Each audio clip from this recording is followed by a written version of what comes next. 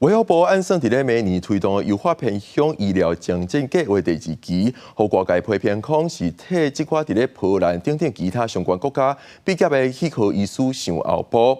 本地的气科医师团体搁再上街头来抗议。行政院长杜英台昨日昨是指出，参考各界意见了后，本地的计划会先暂停。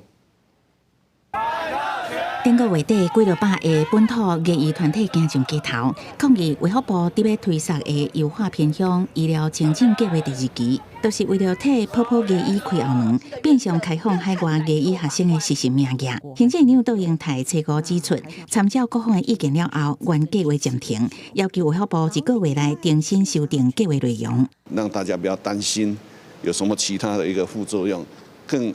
不要有任何开后门的一个疑虑的。区泰元表示，行政院提出3项原则调整，包括增加偏乡医疗的巡回医疗量能，现有预算经费爱用伫偏乡卫生所、气科设备的换新甲购买，以及薪资保障。若是55个无气科医师的偏乡地区，除了鼓励有执照的本国医师去服务，嘛鼓励在地的本国医师透过奖励制度回乡服务。卫生所里面的大概就是驻点医师。大概都是内科啦，没有这个牙科啦。而我们是需要说，能够最少1个礼拜有1个牙医师能够到偏乡地区